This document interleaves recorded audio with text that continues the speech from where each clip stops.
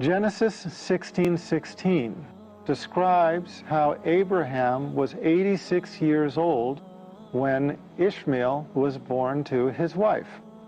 Hagar bore Ishmael when Abraham was 86 years old. Now, pay attention, because in Genesis 21:5, Abraham is 100 years old when Isaac was born to him. Skip down to Genesis. In Genesis 21:8, Isaac grew and was weaned. Now, how many years does this put between Isaac and Ishmael?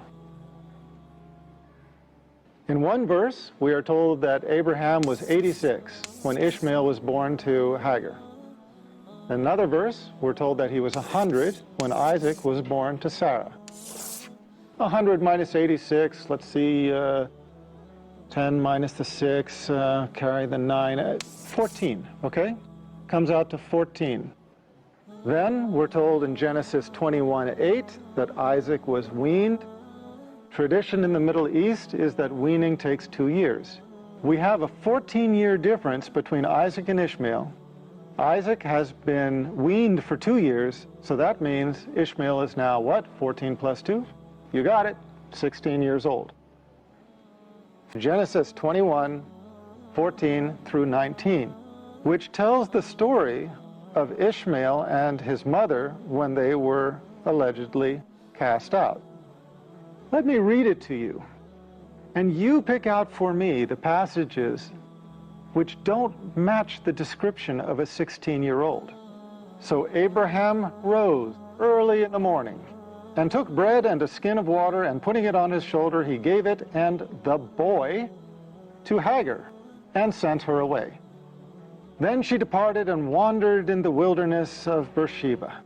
And the water in the skin was used up, and she placed the boy under one of the shrubs.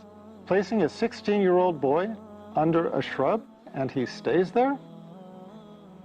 Then she went and sat down across from him at a distance of about a bow shot. For she said to herself, "Let me not see the death of," you got it, "the boy." What is the situation here?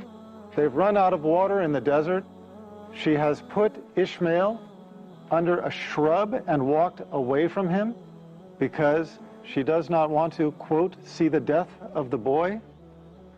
Are we to believe that a 16-year-old Ishmael could not crawl out from underneath the shrub, as if a mother could force a 16-year-old under a shrub in the first place, and he, for some reason, could not walk over to his mother and say, "Hey, Mom, what's going on? What are you doing?" But this is what we're told to believe. Then the angel of God called to Hagar out of heaven and said to her, "What ails you, Hagar? Fear not, for God has heard the voice of the lad. Where he is, arise, lift up the lad, and hold him in your hand." Now, skepticism begins to set in here. Here we have Hagar allegedly being told to lift up 16-year-old Ishmael and hold him with her hand, quote, "For I will make for him a great nation." Then God opened her eyes, and she saw a well of water, and she went and filled the skin with water and gave the, well, you can guess it, gave the lad a drink, as if he was not capable of getting it for himself. An inconsistency? Most definitely. How do you deal with an Old Testament that claims to be Scripture, and yet it describes a 16-year-old youth as being incapacitated? Remember, we are talking about a time and a nation where 16-year-old men were married and waiting for their second or third child.